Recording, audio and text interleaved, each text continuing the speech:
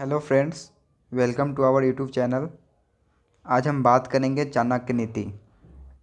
चाणक्य जी थे, उनके पिता का नाम जो चाणक्य था, और उन्होंने बताया था कि यह भारतीय परंपरा रही है कि किसी भी शुभ कार्य को करने से पहले देवी देवताओं अथवा प्रभु का स्मरण किया जाए, ताकि वह कार्य बिना किसी व्यवधान के सफलतापूर्वक संपन्न हो। चाणक्य नीति का प्रमुख उद्देश्य यह जानना था कि कौन सा काम उचित है और कौन सा अनुचित।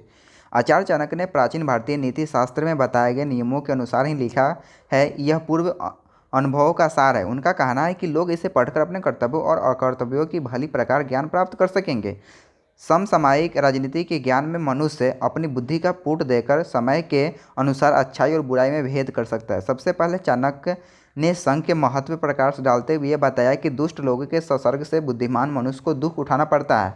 चाणक्य ने मनुष्य के जीवन में धन के महत्व को बताया है। उनका कहना है कि व्यक्ति को संकट के समय के लिए धन का संचय करना चाहिए। उस धन से अपने बाल बच्चे और स्त्रियों की रक्षा भी करनी चाहिए। इसके साथ ही उनका यह भी कहना है कि व्यक्ति को अपनी रक्षा सर्वोपरि करनी चाहिए। जिन लोगों के पास धन है वे किसी भी आपत्ति का सामना धन के द्वारा कर सकते हैं, परंतु उन्हें यह बात भी भली भांति समझ लेनी चाहिए कि लक्ष्मी चंचल होती है। वह तभी तक टिक कर रहती है जब तक कि उसका सदुपयोग किया जाता है। दुरुपयोग आरंभ करते ही लक्ष्मी चली जाती है। चाणक्य कहते हैं कि व्यक्ति को उसी स्थान पर रहना चाहिए जहाँ उसका सम्मान हो, जहाँ पर उसके भाई बंधुत्व हो, आजीविका के साधन हो। इसी संबंध में वो आगे कहते हैं कि जहाँ धनवान, वेद शास्त्रों को जानने वाले विद्वान, ब्राह्मण, राजा और शासन व्यवस्था, नदी और वैद्य आदि न हो, वहाँ भी रहना नहीं चाहिए। और नौकरों की कार्य कुशलता का पता तभी चलता है जब उन्हें कोई कार्य करने के लिए दिया जाता है। अपने संबंधियों और मित्रों की परीक्षा उस समय होती है जब स्वयं पर कोई आपत्ति आती है। गृहस्थ का सबसे बड़ा सहारा उसकी स्त्री होती है, परंतु स्त्री की वास्तविकता भी उसी समय समझ में आती है जब व्यक्ति पूरी तरह धनहीन हो जाता है। मनुष्य को चाहिए कि वह अधिक लालच में न पड़े। उसे वही कार्य करना चाहिए जिसके संबंध में उसे पूरा ज्ञान हो। जिस कार्य के संबंध में उसे ज्ञान न हो, उसे करने से हानि हो सकती है। जिस कार्य का अनुभव न हो, उससे संबंधित निर्णय लेना कठिन होता है। निर्णय यदि ले लिया जाए तो संशय की स्थिति मन को डगमगाती रहती है। ऐसा निर्णय कभी भी सही नहीं होता।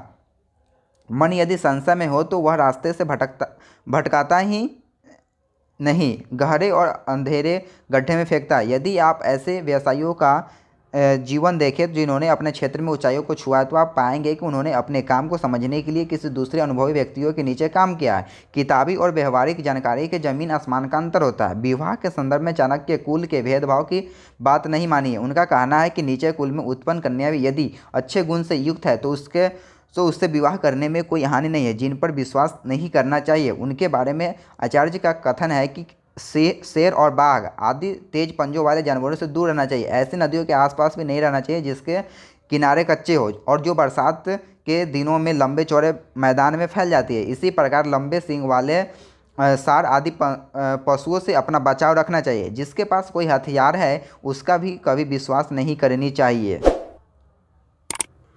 और उन्होंने दूसरे अध्याय में बताया कि मनसा चिंतित कार्य अर्थात मन से सोचे हुए कार्य को वाणी द्वारा प्रकट नहीं करनी चाहिए, परंतु मनपूर्वक भली प्रकार सोचते हुए उसकी रक्षा करनी चाहिए और स्वयं चुप रहते हुए उस सोची हुई बात को उस कार्यपूर्वक रूप में बदलना चाहिए। झूठ बोलना, बिना सोचे समझे किसी कार्य को प्रारंभ कर देना, दुस्साहस करना, छल कपट करना, मूर्खतापूर्ण कार्य करना, लोभ करना, अपवित्र रहना और निर्दयता, ये स्त्रियों के स्वाभाविक दोष है। स्त्रियों में प्राय ये दोष पाए जाते हैं। वे सामान्य बात पर भी झूठ बोल सकती है, अपनी शक्तियों का विचार न करके अधिक साहस दिखती है, छल कपट पूर्ण कार्य करती है, मूर्खता, अधिक लोभ, अपवित्रता और निर्दय होना, ये ऐसी बात है जो प्रायः स्त्रियों के स्वभाव में होती है। ये स्त्रियों के स्वाभाविक दोष है। अर्थात अधिकांश स्त्रियों में ये होते हैं कि अब तो स्त्रियां शिक्षित होती जा रही है, समय बदल रहा है, लेकिन आज भी अधिकांश अशिक्षित स्त्रियां इन दोषों से मुक्त हो सकती है। इन दोषों को स्त्री की समाज में स्थिति और उसके परिणाम स्वरूप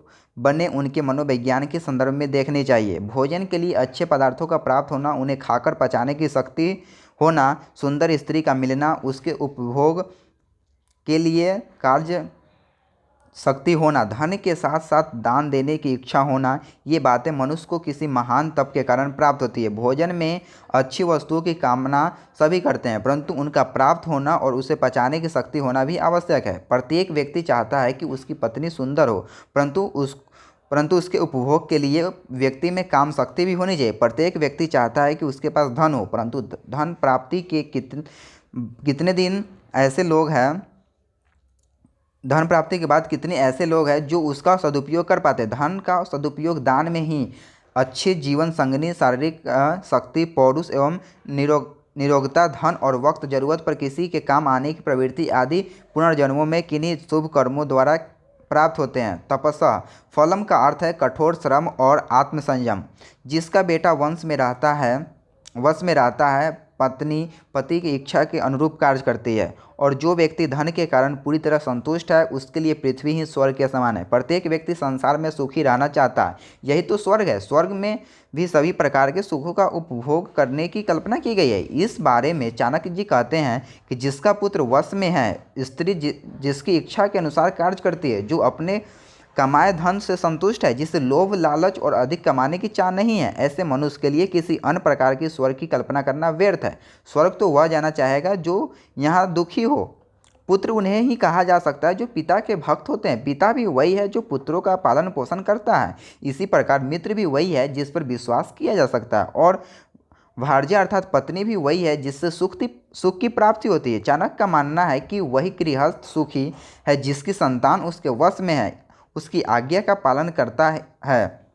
यदि संतान पिता की आज्ञा का पालन नहीं करती तो घर में क्लेश और दुख पैदा होता है। चाणक्य के अनुसार पिता का भी कर्तव्य है कि वह अपनी संतान का पालन पोषण भली प्रकार से करे। जिसने अपने कर्तव्यों से मुंह तोड़ लिया है, उसे पुत्र से भी भक्ति की आशा नहीं करनी चाहिए। इसी प्रकार मित्र के विषय में चाणक्य का मत है कि ऐसे व्यक्तियों को मित्र कैसे कहा जा सकता है जिस पर विश्वास नहीं किया जा सकता, और ऐसी पत्नी किस काम की जिससे कि किसी प्रकार का सुख प्राप्त न हो, तथा सदैव ही क्लेश करके घर में अशांति फैलाती हो। जो पीठ पीछे कार्य को बिगाड़े और सामने होने पर मीठी मीठी बातें बनाए, ऐसे मित्र को उस घड़े के समान त्याग देना चाहिए जिसके मुंह पर तो दूध भरा होता है परंतु अंदर विष हो। जो मित्र सामने चिकनी चुपड़ी बातें बनाता हो और पीठ पीछे उसकी बुराई करके कार्य को बिगाड़ देता हो, ऐसे मित्र को त्याग देने में ही भलाई है। चाणक्य जी कहते हैं कि वह उस बर्तन के समान है जिसके ऊपर के हिस्से में दूध भरा है परंतु अंदर जहर भरा हुआ है। ऊपर से मीठे और अंदर से दुष्ट व्यक्ति को मित्र नहीं कहा जा सकता। यहाँ एक बात विशेष रूप से ध्यान देने की है कि एक ऐसा मित्र आपके व्यक्तिगत और सामाजिक वातावरण को भी आपके प्रतिकूल बना देता है। जो मित्र खोटा है उस पर विश्वास नहीं करनी चाहिए, और जो मित्र है उस पर भी अति विश्वास नहीं करनी चाहिए, क्योंकि ऐसा हो सकता है कि वह मित्र कभी नाराज होकर सारी गुप्त बातें प्रकट कर दे। चाणक्य मानते हैं कि जो व्यक्ति अच्छा मित्र नहीं है उस पर तो विश्वास करने का प्रश्न नहीं उठता, परंतु उनका यह भी कहना उचित है कि अच्छे मित्र के संबंध में भी पूरी तरह विश्वास नहीं करने चाहिए, क्योंकि किसी कारणवश यदि वह नाराज हो गया तो सारे भेद खोल देगा। आज बड़े बड़े नगरों में जो अपराध बढ़ रहे हैं, जो कुकर्म हो रहे हैं, उनके पीछे परिचित व्यक्ति ही अधिक पाए जाते हैं। घर का भेदी लंका ढाए, यह कहावत गलत नहीं है। जो बहुत अच्छा मित्र बन जाता है तो वह घर के सदस्य जैसा हो जाता है, परंतु और व्यक्ति भावुक होकर अपने सारे भेद बता देता है। फिर जब कभी मनमुटाव उत्पन्न होते हैं तो वह कथित मित्र ही सबसे ज़्यादा नुकसान देने वाला सिद्ध होता है। ऐसा मित्र जानता है आपके मर्मस्थ स्थल कौन से है। घर में काम करने वाले कर्मचारी के बारे में भी इस प्रकार की सावधानी रखनी आवश्यक है। मन से सोचे हुए कार्यों को वाणी द्वारा प्रकट नहीं करना चाहिए, परंतु मनपूर्वक भली प्रकार सोचते हुए उसकी रक्षा करनी चाहिए, और चुप रहते हुए उस सोची हुई बात को कार्य रूप में बदलनी चाहिए। आचार्य जी का कहना है कि किसी भी व्यक्ति को कभी किसी को अपने मन को भेद नहीं देने चाहिए। जो भी कार्य करना है उसे अपने मन में रखे और समय आने पर पूरा करे। कुछ लोग किए जाने वाले कार्य के बारे में गाते रहते हैं और इस प्रकार उनकी बात का महत्व कम हो जाता है। यदि किसी कारणवश वह व्यक्ति उस कार्य को पूरा न कर सके तो उसकी हंसी होती है। इससे व्यक्ति की विश्वास भी कम होती है, जिससे कि सेल्फ रेस्पेक्ट भी कम होती है, और फिर उस समय बाद ऐसा होता है कि लोग उसकी बातों पर ध्यान नहीं देते हैं और उसे मजाक उड़ाते हैं। वैसे बेसिर पैर की हाँकने वाले समझ लिया जाता है कि अंततः बुद्धिमान को कहने से अधिक करने के प्रति प्रयत्नशील होनी चाहिए। और इसका मतलब है कि कोई भी काम करने से पहले उसको मतलब कि कोई भी काम करने से पहले उसको गुप्त रखकर करनी चाहिए, पहले ही नहीं बतानी चाहिए। मूर्खता और जमाने निश्चित रूप से दुखदायक होती है। दूसरे के घर में निवास करना अर्थात किसी भी आश्रित होना तो अत्यंत कष्टदायक होता है। मूर्ख होना कष्टदायक है क्योंकि वह स्वयं को, अपनों को और दूसरों को एक समान हानि पहुंचाता है। मूर्खता के समान यौन भी दुखदायी इसलिए माना गया है क्योंकि उसमें व्यक्ति काम, क्रोध आदि विकारों के आयोग में उत्तेजित होकर कोई भी मूर्खतापूर्ण कार्य कर सकता है, जिसके कारण उसे अपने और दूसरे को, अनेक लोगों को कष्ट उठाने पड़ सकते हैं। चाणक्य कहते हैं कि ये बातें तो कष्टदायक है, परंतु इससे भी अधिक कष्टदायक ये है कि दूसरे के घर में रहना, क्योंकि दूसरे के घर में रहने से व्यक्ति की स्वतंत्रता समाप्त हो जाती है, जिससे कि व्यक्तित्व का पूर्ण रूप से विकास नहीं हो पाता। सभी पहाड़ों पर रत्न और मणियाँ नहीं मिलती, न ही प्रत्येक हाथी के मस्तक में गुजमुक्ता नामक मणि होती है, प्रत्येक वन में चंदन भी उत्पन्न नहीं होता। इसी प्रकार सज्जन पुरुष सब स्थानों पर नहीं मिलते। आचार्य कहते हैं कि प्रत्येक स्थान पर सब कुछ उपलब्ध नहीं होता है, विशिष्ट वस्तुएं विशेष स्थान पर ही होती है, उन्हें वहीं ढूंढना चाहिए और उसी के अनुसार उनका मूल्यांकन भी करना चाहिए। मानिए कि एक लाल रंग का बहुमूल्य रत्न होता है जो सभी पर्वत पर अथवा खानों में प्राप्त नहीं हो सकता। ऐसी मान्यता है कि विशिष्ट हाथियों के माथे में एक बहुमूल्य मोती होता है। सब जंगलों और वनों में चंदन के वृक्ष जिस प्रकार नहीं मिलते, उसी प्रकार सज्जन व्यक्ति भी सभी स्थानों पर दिखाई नहीं देते। अर्थात इसका मतलब है कि श्रेष्ठ वस्तुएं मिलनी दुर्लभ होती है। बुद्धिमान लोगों को चाहिए कि वह अपने पुत्र और पुत्रियों को अनेक प्रकार के अच्छे गुणों से युक्त करे और उन्हें अच्छे कार्यों में लगाए, क्योंकि नीति जानने वाले और अच्छे गुणों से युक्त सज्जन स्वभाव वाले व्यक्ति ही कुल में पूजनीय होते हैं। चाणक्य कहते हैं कि बचपन में बच्चों की जैसी शिक्षा दी जाएगी उसके जीवन का विकास उसी प्रकार होगा। इसलिए माता पिता का कर्तव्य है कि उन्हें ऐसे मार्ग पर चलाए जिससे कि उसमें चातुर्य के साथ साथ शील स्वभाव का भी विकास हो। गुणी व्यक्तियों से ही कुल की शोभा होती है। ये माता पिता बच्चों के शत्रु है जिन्होंने बच्चों को पढ़ाया लिखाया नहीं, क्योंकि अनपढ़ बालक विद्वानों के समूह में शोभा नहीं पाता, उसका सदैव तिरस्कार होता है। विद्वानों के समूह में उसका अपमान उसी प्रकार होता है जैसे हंसों के झुंड में बगुलों की स्थिति होती है। केवल मनुष्य जन्म से ही कोई बुद्धिमान नहीं हो जाता, उसके लिए शिक्षित होना अत्यंत आवश्यक है। शक्ल, सूरत, आकार, प्रकार तो सभी मनुष्य का एक जैसा होता है, अंतर केवल उसके ज्ञानता नॉलेज से ही प्रकट होती है। जिस प्रकार सफ़ेद बगुला सफ़ेद हंसों में बैठकर हंस नहीं बन सकता, उसी प्रकार अशिक्षित व्यक्ति शिक्षित व्यक्तियों के बीच में बैठकर शोभा नहीं पा सकता। इसलिए पेरेंट्स का कर्तव्य यह है कि वो अपने चिल्ड्रन को ऐसी शिक्षा दे जिससे कि वे समाज की शोभा बन सके। लाड दुलार से पुत्रों में बहुत से दोष उत्पन्न हो जाते हैं। उनकी ताड़ना करने से अर्थात दंड देने से उनमें गुणों का विकास होता है। इसलिए पुत्रों और शिष्यों को अधिक लाड दुलार नहीं करनी चाहिए, उनकी ताड़ना करते रहनी चाहिए। यह ठीक है कि बच्चों को लाड प्यार करनी चाहिए, किंतु अधिक लाड प्यार करने से बच्चों में अनेक दोष भी उत्पन्न हो सकते हैं। माता पिता का ध्यान प्रेमवश उन दोषों की ओर नहीं जाता। इसलिए बच्चे यदि कोई गलती काम करते हैं तो उन्हें पहले ही समझा बुझाकर उस गलत काम से दूर रखने के प्रयत्न करने चाहिए। बच्चे के द्वारा गलत काम करने पर उसे नज़रअंदाज करके लाड प्यार करना उचित नहीं। बच्चे को डांटना भी चाहिए, किए गए अपराध के लिए दंडित भी करना चाहिए, ताकि उसे सही और गलत की समझ आ जाए।